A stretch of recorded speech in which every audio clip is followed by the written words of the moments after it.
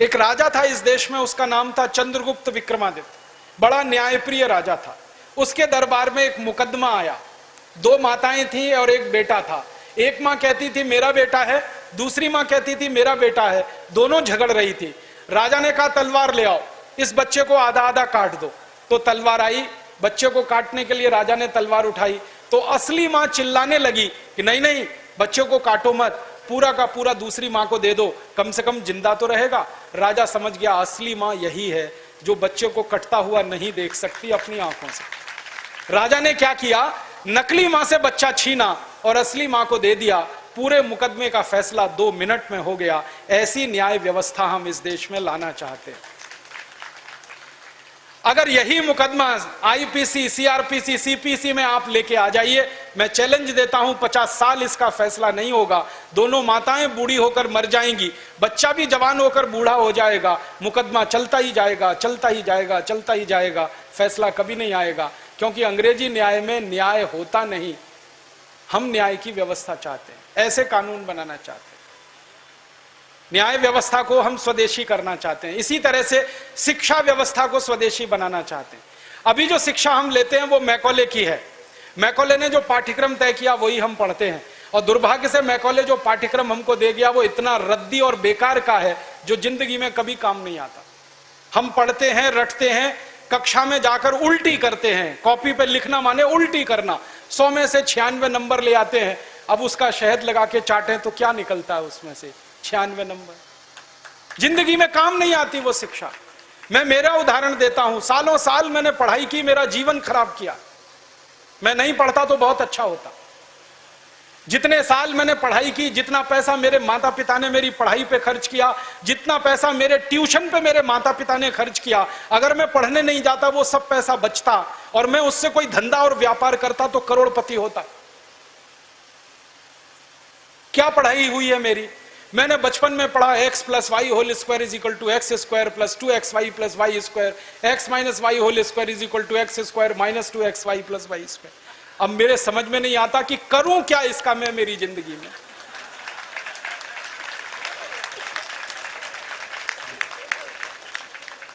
मेरे गणित के प्रोफेसर ने मुझको पढ़ाया, मैंने रटा, रट रट के दिमाग खराब किया, घंटों घंटों बर्बाद किए, किलो किलो कागज मैंने लिख लिख के खराब किए, और वो मेरी जिंदगी में आज तक काम नहीं आया। x + y होल स्क्वायर क्या करूं मुझे मालूम ही नहीं।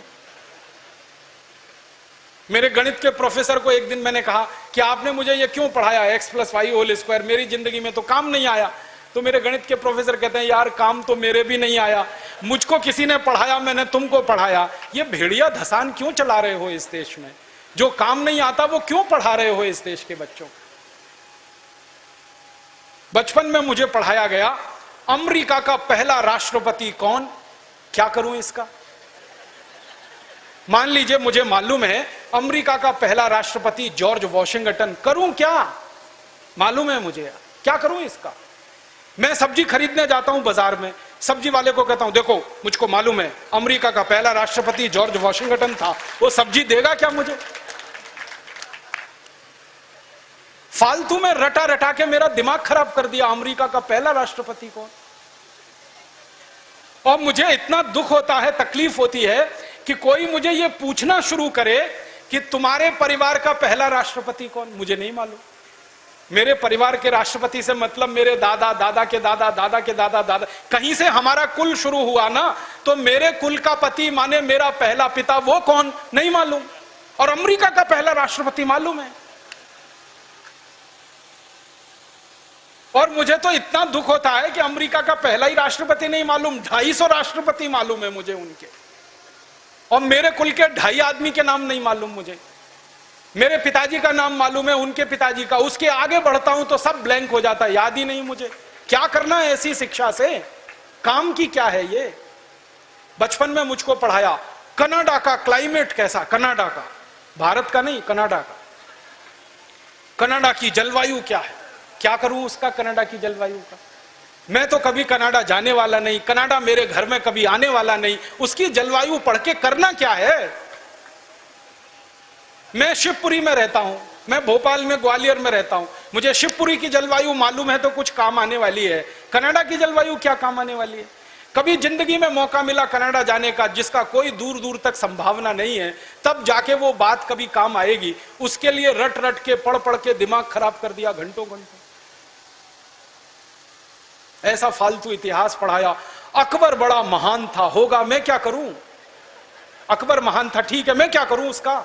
मेरी जिंदगी में उससे क्या फायदा होने वाला है अकबर की महानता से? मतलब मैं कहना यह चाहता हूं कि जो ज्ञान हम ले रहे हैं हमारी शिक्षा में, वो जिंदगी में कभी काम नहीं आता। आप ईमानदारी से अपने बारे में एक दिन ये करना, मेरी बात है इसलिए नहीं, आपने जो जो पढ़ा है अपनी जिंदगी में याद करो, उसमें से कितना आपके काम आया। शायद आप 100 का नंबर निकालेंगे तो 5 भी काम नहीं आया, 5% भी काम नहीं आया। जो काम नहीं आया पढ़ा क्यों, फिर रटा क्यों उसको? और आप ऐसे सोचो, दूसरा उल्टा सोचो कि हमने जितना पढ़ा वो कितना हमें याद है। याद उतना ही रहेगा जो रोज काम आता है, बाकी कचरे को दिमाग निकाल के ऐसे ही फेंक देता है। जो याद ही नहीं रहे और काम नहीं आए, उसको पढ़ना और पढ़ाना क्यों? तो मैंने सोचा कि शिक्षा व्यवस्था बदलना बहुत जरूरी है। हमारे बच्चों के ऊपर इतना बोझा हो गया है, इस बोझे ने बच्चों को खत्म कर दिया। कभी कभी तो मुझे इतना अफसोस होता है, अखबारों में खबर पढ़ता हूं, 12वीं कक्षा का रिजल्ट आया, इतने बच्चों ने आत्महत्या कर ली। क्यों? फेल हो गए। बच्चे थोड़ी फेल हुए हैं, परीक्षा की पद्धति फेल हुई है हमारी, बच्चे फेल नहीं हुए। बच्चों के बारे में तो सारी दुनिया कहती है कि वो तो कच्ची मिट्टी के घड़े के जैसे हैं, जैसा आप शेप दोगे वैसे हो जाएंगे। हमारे बच्चों को हमारे अध्यापक और परीक्षा वाले शेप नहीं दे पाए, इसलिए परीक्षा पद्धति फेल हुई है, बच्चे फेल नहीं हुए। मुझे तो कई बार यह कहने के मन करता है कि बच्चों को फेल करने वाले अध्यापकों को फेल करना चाहिए, क्योंकि उन्होंने पढ़ाया नहीं ठीक से, समझाया नहीं बच्चों को ठीक से। और इस शिक्षा पद्धति में क्या भेड़िया धसान है। 100 में से 90 नंबर लाओ, 99 नंबर लाओ, 98 नंबर लाओ तो आप बहुत होशियार हैं, 33 नंबर लाओ, 30 नंबर लाओ तो आप बिल्कुल बेकार हैं। न्यूटन को तो जिंदगी में कभी भी 30 से ज्यादा नंबर आए नहीं, बेकार है न्यूटन, वो तो सारी दुनिया में पूजा जाता है। कभी फेल, हमेशा ही फेल हुआ, पास ही नहीं हुआ कभी न्यूटन। स्कूल वालों ने निकाल दिया उसको कि हर बार फेल हो जाता है, ये पढ़ने लायक नहीं है। जब स्कूल ने निकाल दिया उसको, तब उसका दिमाग खुल गया और उसने गिरते हुए सेब को देख लिया और उसने गुरुत्वाकर्षण का सिद्धांत दे दिया। जो आदमी स्कूल में फेल हो गया था, अब सारी दुनिया उस पर पीएचडी करती है और उसके गुणगान करती है। माने फेल और पास होने से किसी व्यक्ति के जीवन का कोई लेना देना नहीं। आप आइंस्टाइन की अगर कहानी पढ़ोगे तो आइंस्टाइन तो 9 कक्षा के आगे पढ़ नहीं पाया, कभी निकाल दिया स्कूल ने उसको, क्योंकि वो कुछ और सोचता रहता था। स्कूल ने निकाल दिया और निकालने के बाद सारी दुनिया में E = mc² का जो सिद्धांत दे दिया, सारी दुनिया उसका गुणगान करती है। और एक ऐसे आदमी को पूछती है जो स्कूल में 9 क्लास के आगे बढ़ा ही नहीं। मतलब मैं कहना चाहता हूं, 9 पढ़ जाए, 10 पढ़ जाए, 12 पढ़ जाए, 16 पढ़ जाए, इससे कुछ लेना देना नहीं। ज्ञान जो है ना, डिग्रियों से नहीं तोला जाता। ज्ञान अलग चीज है, डिग्रियां बिल्कुल अलग चीज है। मैं तो इसी देश की कहानी देखता हूं। धीरूभाई अंबानी 9 क्लास फेल हो गया, पेट्रोल पंप पे नौकरी करना शुरू किया और रिलायंस नाम का एक एम्पायर खड़ा कर दिया जो सारी दुनिया में 4.5 लाख करोड़ का है। 9 क्लास फेल आदमी 4.5 लाख करोड़ का एम्पायर खड़ा करके छोड़ गया। इसका माने ज्ञान का डिग्री से कोई संबंध नहीं है। घनश्याम दास बिरला 4 क्लास पढ़े, स्कूल और गांव छोड़कर निकल गए, लोटा लेकर कलकत्ता पहुंच गए और इतना बड़ा खानदान बना दिया, बिरला एम्पायर, जो आज लाखों करोड़ का है। 4 क्लास पास आदमी ने किया। बिरला जी कहा करते थे कि क्लास पास करना कोई महत्व की बात नहीं है जीवन की तुलना में। तो हम जीवन को जीने वाली शिक्षा हमारे विद्यार्थियों को दें, ऐसी शिक्षा व्यवस्था हम बनाएं जिसमें डिग्री का महत्व ना हो, ज्ञान का महत्व हो, परीक्षा का महत्व ना हो, सीखने का महत्व हो। पढ़ाने का महत्व नहीं हो, सिखाने का महत्व हो। अध्यापक भी सीखें, विद्यार्थी भी सीखें, दोनों सीखने की प्रक्रिया में आगे बढ़ें। ऐसी एक शिक्षा व्यवस्था हम बनाना चाहते हैं। और ये पूरी शिक्षा व्यवस्था मातृभाषा पर आधारित होगी, ये अंग्रेजी पर आधारित नहीं होगी।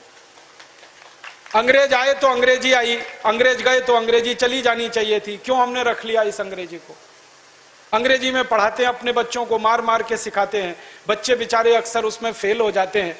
हिंदुस्तान के बच्चे गणित में पास होते हैं, भौतिकी में पास होते हैं, रसायन में पास होते हैं, अंग्रेजी में फेल हो जाते हैं। होना ही चाहिए उनको अंग्रेजी में फेल, क्योंकि अंग्रेजी विदेशी भाषा है। मुझे आप एक अंग्रेज बताइए और दिखाइए जो हिंदी में पास हो जाए, तो मैं अंग्रेजी में पास होकर दिखा सकता हूं। जब कोई अंग्रेज हिंदी में पास नहीं हो सकता, तो हम भारत के विद्यार्थियों से क्यों अपेक्षा कर रहे हैं कि वो अंग्रेजी में पास हो? और अंग्रेजी भाषा नहीं है पास होने लायक, ये तो भाषा ही रद्दी है। इस भाषा का इतिहास जब मैंने पढ़ा, 5वीं शताब्दी में तो ये भाषा आई, माने मुश्किल से 1500 साल पुरानी है। हमारी भाषा तो करोड़ों साल पुरानी है, संस्कृत, हिंदी, मराठी, तमिल, तेलुगु, कन्नड़, मलयालम, ये तो 1500 साल पुरानी है। और दुनिया की सबसे रद्दी भाषा है अंग्रेजी, जिसकी कोई अपनी व्याकरण नहीं है जो शुद्ध हो और ठीक हो। आपको एक उदाहरण देता हूं। अंग्रेजी में एक शब्द है पीयूटी, पुट, बीयूटी, तो पीयूटी पट होना चाहिए। सीयूटी कट, बीयूटी बट, तो पीयूटी पट। अगर पीयूटी पुट तो सीयूटी कुट, बीयूटी बुट, यही होना चाहिए ना। क्या मूर्ख लोगों की भाषा है, ग्रामर ही नहीं है। और परम मूर्खता की भाषा ये अंग्रेजी। एक शब्द है अंग्रेजी में, उसमें कहते हैं केमिस्ट्री, CHEMISTRY, केमिस्ट्री। तो यहां पे CH जो है ना का हो गया, ठीक है, तो केमिस्ट्री में CH का हो गया, तो चोपड़ा में कोपड़ा होना चाहिए। CHOPARA है ना, उसको चोपड़ा क्यों कहते हैं, कोपड़ा कहो। और CHOPARA को चोपड़ा कह रहे हो तो CHEMISTRY को केमिस्ट्री कहो। फिर एक जगह CH का है, एक जगह CH चा है, कुछ समझ में ही नहीं आता क्या इनका हिसाब किताब है। मूर्खों की भाषा है ये अंग्रेजी। और इस भाषा की कितनी बड़ी कमजोरी है। अंग्रेजी में एक शब्द है SUN, माने सन, माने सूरज। अब किसी भी अंग्रेज माई के लाल को मेरी चुनौती है कि इसका दूसरा शब्द अंग्रेजी में से निकाल के लाए। SUN का पर्यायवाची है ही नहीं, लाएंगे कहां से? पूरी अंग्रेजी में सन का पर्यायवाची नहीं है, माने दूसरा शब्द नहीं है जो सूर्य को बता सके। अब हम संस्कृत की बात करें, सूर्य एक शब्द है, दिनकर, दिवाकर, रवि, भास्कर, मार्तंड, 84 शब्द हैं हमारे पास संस्कृत में। अंग्रेजी में एक ही है।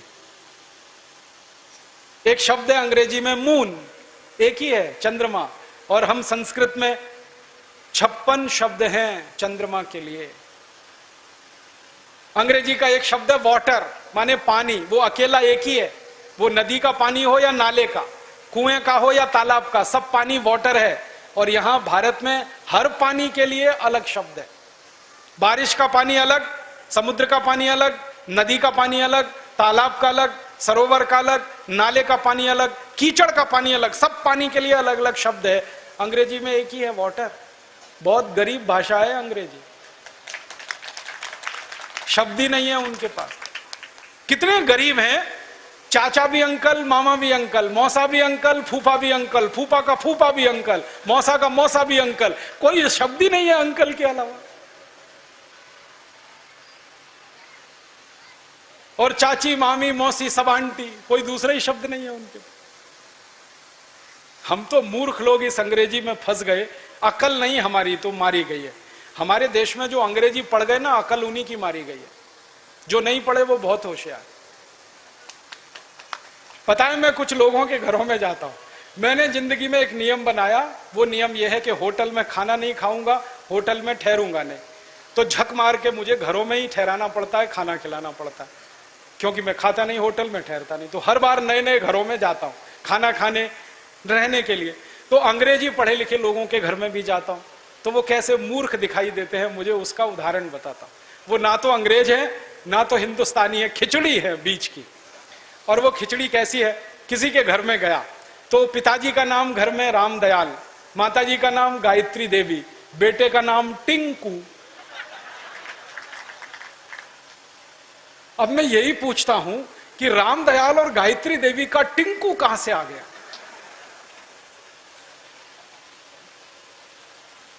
फिर मैं उनको पूछता हूं आपको मालूम है टिंकू का अर्थ क्या है? उनको नहीं मालूम। नाम रख लिया बच्चे का टिंकू, अर्थ नहीं मालूम। ऐसे मूर्ख लोग, अर्थ मालूम नहीं, नाम रख लिया टिंकू टिंकू टिंकू। फिर डिक्शनरी खोल के दिखाता हूं उनको। अंग्रेजों की सबसे पुरानी डिक्शनरी है वेबस्टर डिक्शनरी। उसमें टिंकू का अर्थ है आवारा लड़का।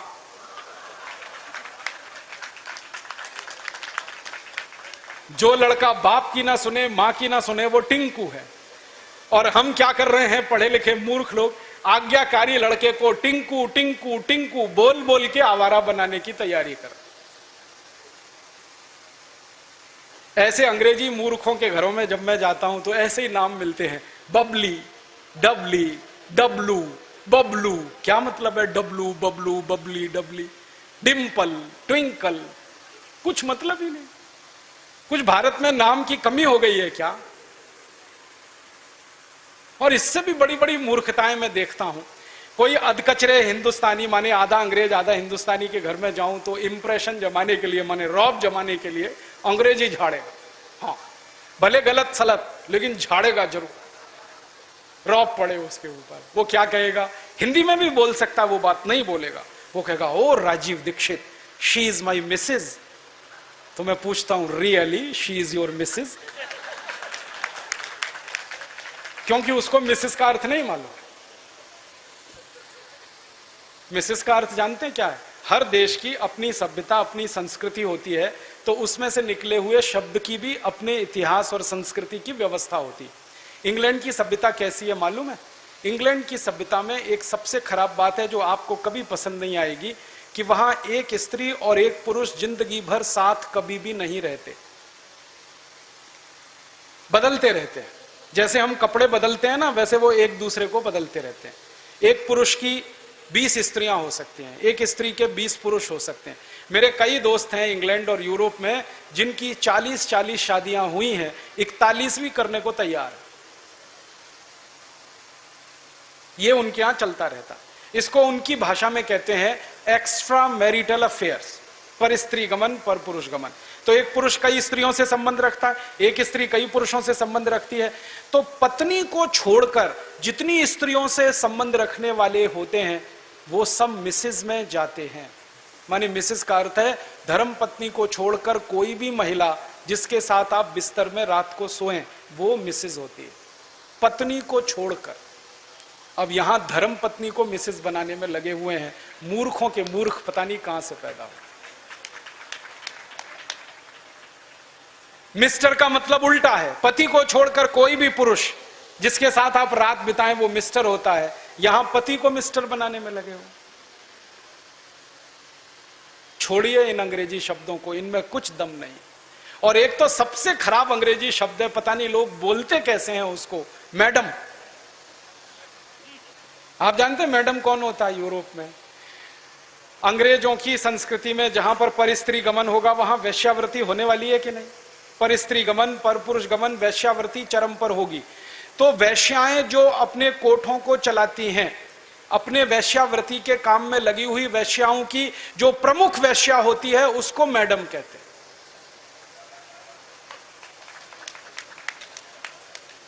और यहां हिंदुस्तान में अपनी बहनों को मैडम कह देते हैं। ऐसे मूर्ख लोग मैंने इस देश में देखे हैं। अपनी धर्मपत्नी को मैडम कहने में शर्म नहीं आती, ओ मैडम इधर आओ। और वो धर्मपत्नी को भी शर्म नहीं आती मैडम कहलवाने में, वो भी कहती है मैडम कहो मुझको।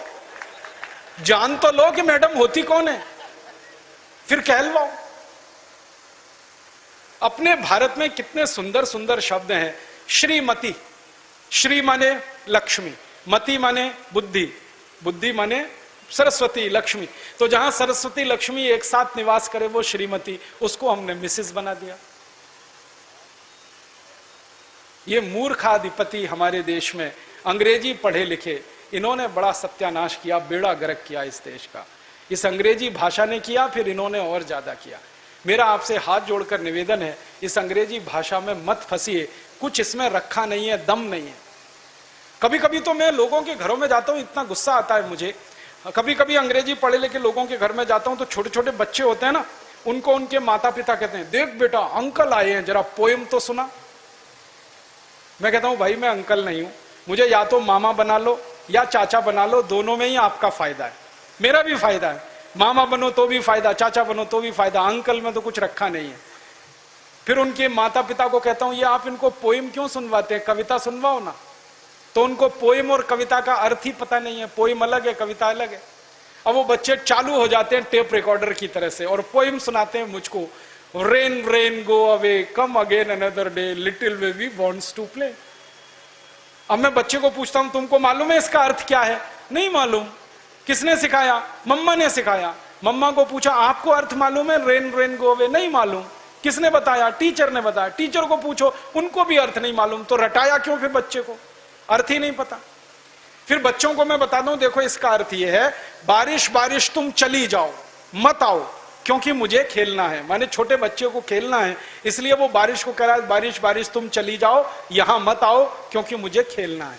अब ये बच्चे कविता गा रहे हैं, बारिश बारिश तुम चली जाओ, यहां मत आओ, मुझे खेलना है, और ये ईश्वर से प्रार्थना के रूप में कविता है। करोड़ों बच्चों ने ये कविता गाई और ईश्वर ने सुन ली तो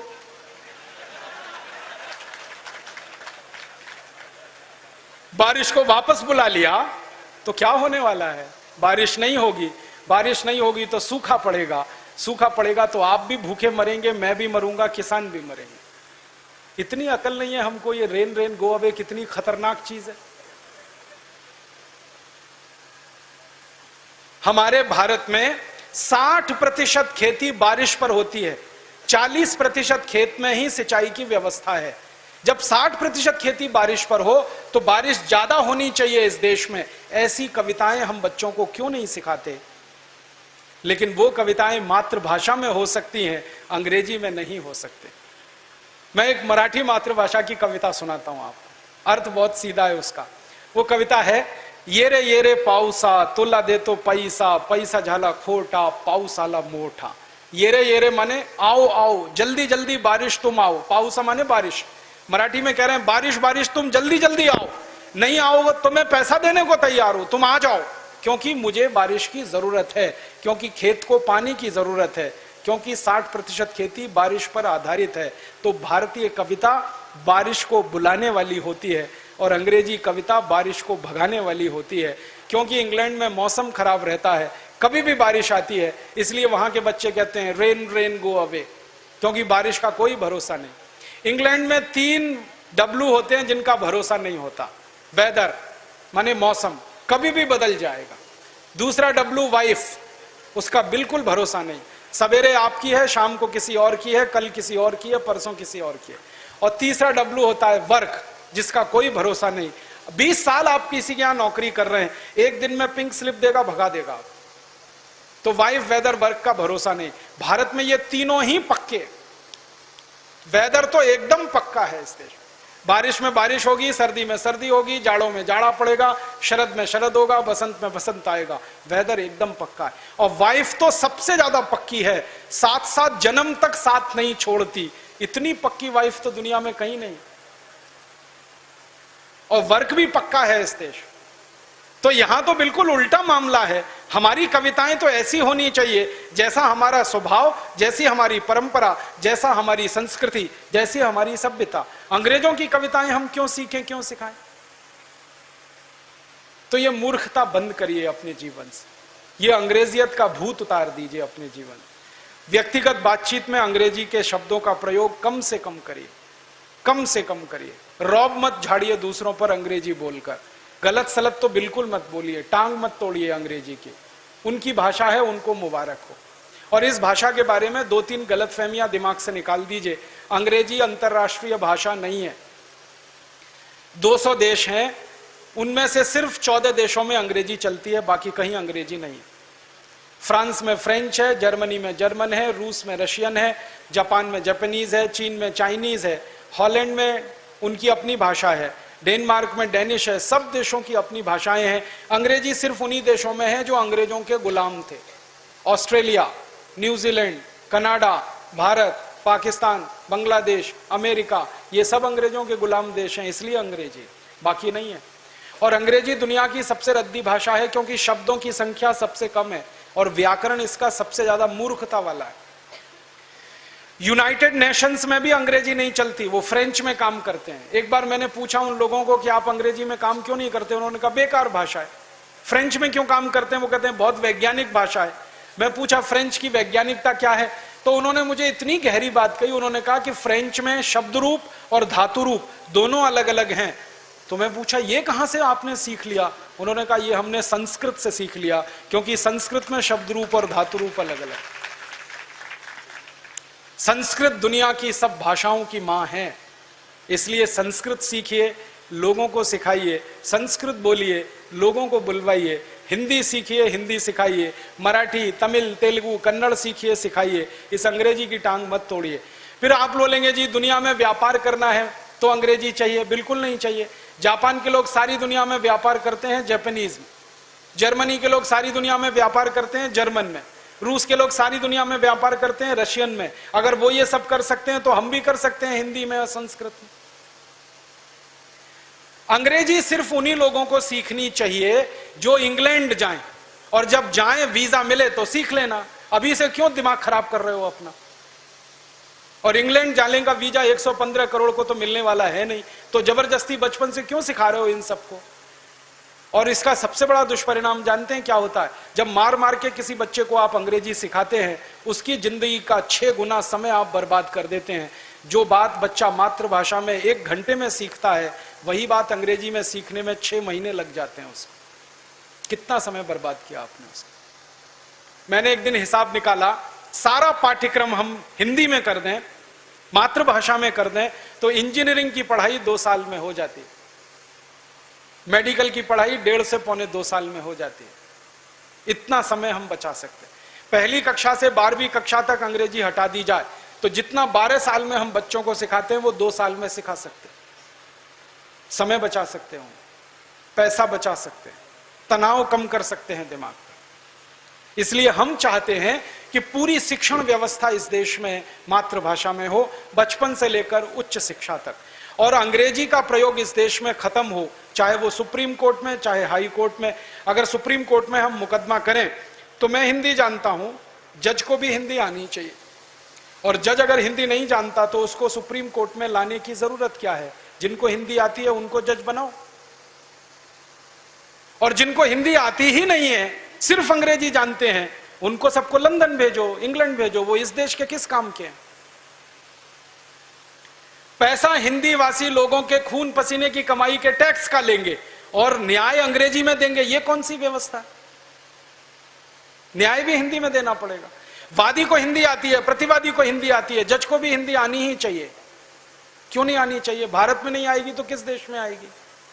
तो न्याय व्यवस्था में हिंदी, प्रशासन व्यवस्था में हिंदी, संसद में भी हिंदी होनी चाहिए। मुझे तो बहुत नेताओं पर क्रोध आता है, वोट मांगने के लिए जब वो आते हैं तो मातृभाषा में आपसे बात करेंगे, गधे को बाप बनाएंगे। संसद में चुनकर ही पहुंचते हैं तो गिटपिट अंग्रेजी बोलना चालू कर देते हैं। किसके लिए संसद चलाते हैं। 1% लोगों को इस देश में अंग्रेजी समझती है, 99% लोगों को नहीं समझती। संसद में किसको सुनाने के लिए अंग्रेजी में बात करते हैं। मुझे भारत के पूर्व प्रधानमंत्री श्री अटल बिहारी वाजपेयी की एक बात याद आती है। वो कहा करते थे कि यूनाइटेड नेशन न्यूयॉर्क में जाके हिंदी बोलना आसान है, भारत की संसद में हिंदी बोलना बड़ा मुश्किल का काम है। इतनी अंग्रेजियत हमारे देश में आ गई। अटल जी ने न्यूयॉर्क में, संयुक्त राष्ट्र में हिंदी में धारा प्रवाह भाषण दिया था। वो कहते हैं कि यहां झक मार के अंग्रेजी में बोलना पड़ जाता है अपनी संसद। ये शर्मनाक स्थिति बदलनी पड़ेगी हमें। मातृभाषा में सारे काम हमें करने हैं। हमें हमारे जीवन में कुछ संकल्प लेने हैं। वो ये, हम भारतवासी हैं तो भारतीय भाषाओं में अपने जीवन को चलाएं, भारतीय भूषा पहनना शुरू करें, ये अंग्रेजी भूषा छोड़ें। मुझे तो बड़ी शर्म लगती है, इस देश के लोग क्या मूर्खता करते हैं। अंग्रेज चले गए, उनकी भूषा पकड़ के रखी हुई है, टाई, कोट, पैंट और काला कोट, भयंकर गर्मी में और गर्मी देने वाला। इस देश के वकीलों को देखता हूं, जून की भयंकर गर्मी में 50 डिग्री सेंटीग्रेड के तापमान में अदालत में अंधाधुंध बहस करते हैं, काला कोट चढ़ाकर और टाई लगाकर। पसीना पसीना अंदर से होता रहता है, कोट पर पसीना जमता रहता है, कोट सफेद सफेद हो जाता है। उसको उतारो तो 10 मीटर दूर बदबू आती है उस पसीने की। इसको उतार के क्यों नहीं फेंक देते इस काले कोट को। अंग्रेजों के जमाने में काला कोट होता था, अब अंग्रेजों के जाने के बाद काले कोट का मतलब क्या? हटाओ इसको। कभी कभी मैं ऐसे दृश्य देखता हूं, आप भी देखते होंगे, एक बारात जा रही है, बारात में दूल्हे राजा 3 पीस सूट और टाई लगा के घोड़े पे चढ़कर बैठे हुए हैं, मूर्खों के मूर्ख, सुपर इडियट। शादी वाले दिन इतनी इडियोसिटी, इतनी मूर्खता की जरूरत क्या? और जून की भयंकर गर्मी में दूल्हे राजा घोड़े पर 3 पीस सूट लाद के चढ़े हैं, पसीना पसीना हो रहे हैं, ससुराल में जाके चिल्लाते एसी लाओ, कपड़े उतार के फेंक दो, एसी की जरूरत क्या है? और उस दूल्हे राजा को मैं कहता हूं, भाई तुम 3 पीस सूट और टाई लगा के अपनी दुल्हन को लेने आए हो, तो अपनी दुल्हन को स्कर्ट पहना के लेके जाओ, तब तो समझ में आता है। क्योंकि अंग्रेज आदमी जब सूट और टाई पहनता है तो उसकी पत्नी स्कर्ट पहनती है, तब तो दोनों एक जैसे हैं ना। हम कहते हैं पति पत्नी गृहस्थी के 2 पहिए हैं, एक पहिया साइकिल का, दूसरा ट्रैक्टर का, कैसे चलेगी ये?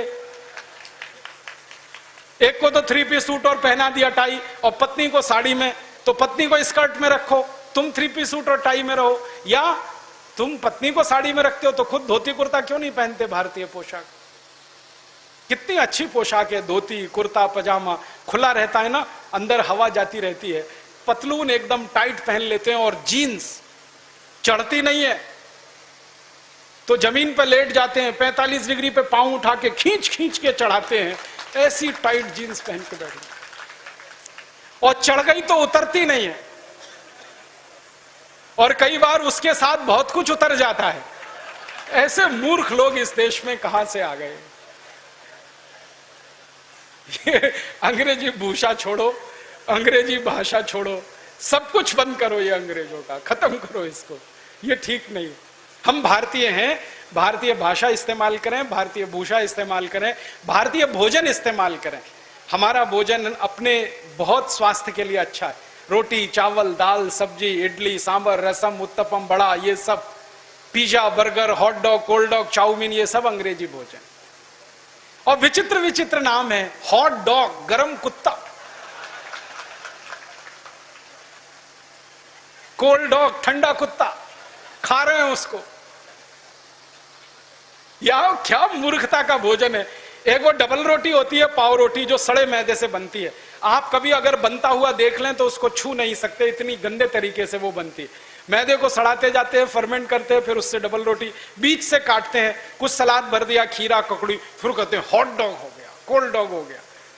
क्या मूर्खता। अपने पास इडली सांभर रसम उत्तपम, इतनी वैरायटीज इस देश में है।